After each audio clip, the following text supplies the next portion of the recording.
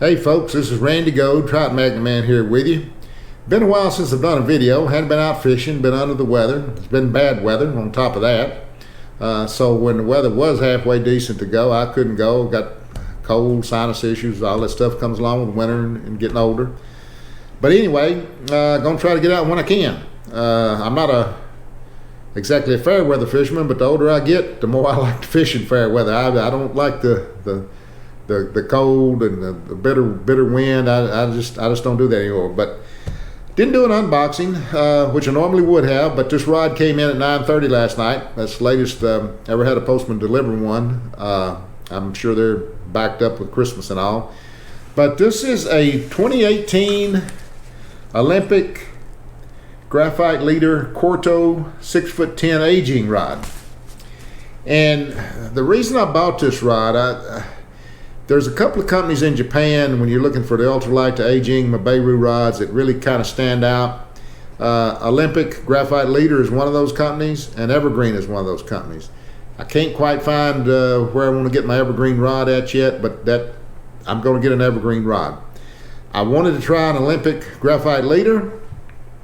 I chose this one. The reason I chose this one, I just have to be honest with you, was the price. I found this on Global Rakuten for, I think it's 220 bucks, and free shipping when I bought the thing, which, you know, that saves you almost $30. And why did I buy it? Okay, when I'm used to high-end rods, $300, $350. Well, the reputation of Olympic Graphiteleader company, the weight of this rod, 57 grams, 1.95 ounces, I believe it is, and it weighs 1.9 ounces on my food scale. I've already weighed it.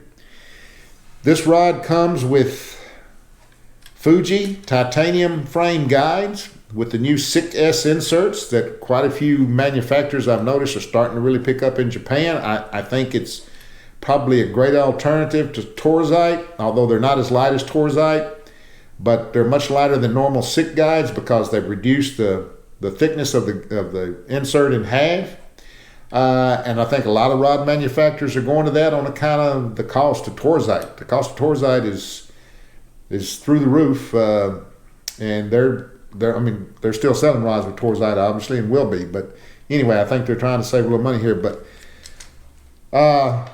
what intrigued me was, you know, a rod with these components weighs 1.95 ounces, and from a company like Graphiteleader, I said, I got to try it. My thing is I buy them and try them and give you my opinion of the rods, where, of course, how I fish, that is my opinion. There's, you know, how it would work for you, I don't know, but so hopefully, so that you can make the right decision if you're buying a rod out of Japan, that you don't buy one that you know is not going to work for you. And you're out some money. And I've done that once. I did that with a Daiwa Apremi. I knew when I bought it was only 120 bucks. I bought it off a guy out of Michigan that had bought it, and he wasn't happy with it, was catching yellow perch with it, and it wasn't robust enough. And I bought it, and I'm so used to rods being so sensitive, but I knew when I looked at that rod, the specs on that rod was only 84% graphite content. I knew it wasn't going to suit me, but I bought it anyway. Well, it didn't suit me, so I learned a big lesson there. But anyway, I don't know the graphite content of this rod, but it's got to be extremely, extremely high to weigh 1.9 ounces and be 6 foot 10 inches long. They don't list the graphite contents of their rod. This, I will put a link to the website of this rod. You can go on there and read about it. This is made with what they call their light graphite cloth, and exactly what that means, I'm not exactly sure. All I know is this is a light rod. It's a beautiful rod.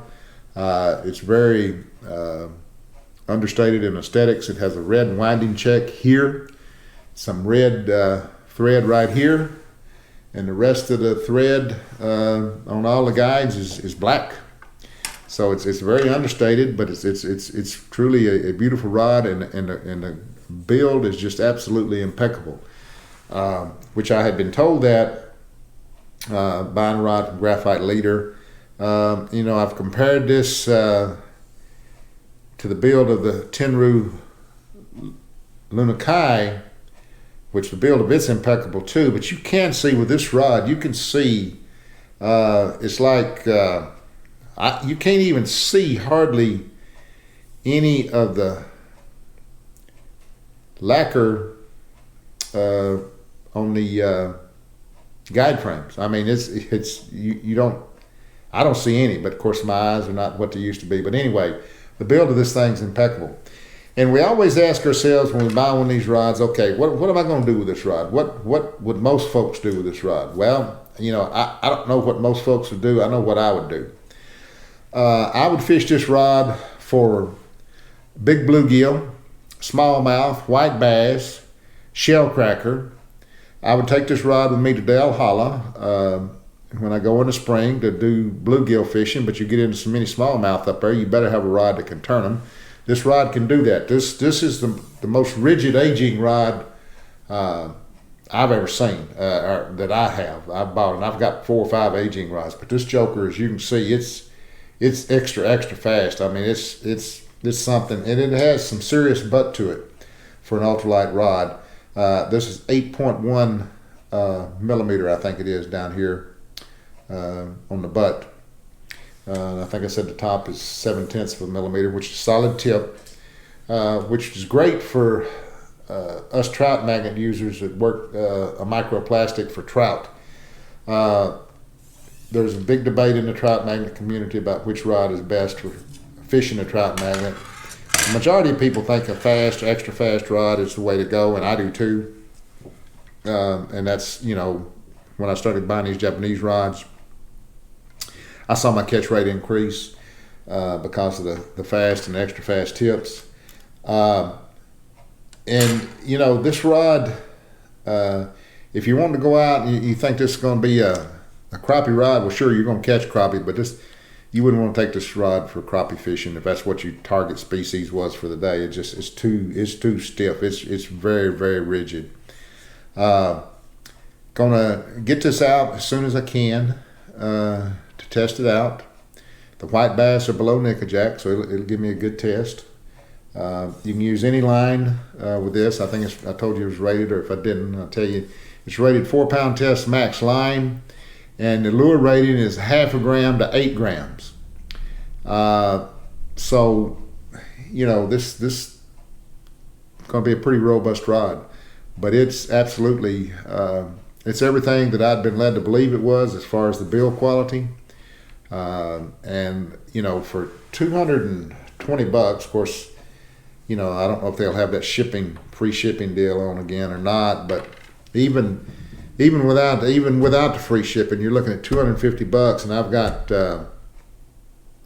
I've got several Ajing rods out there that, you know, are $300, $320, $330.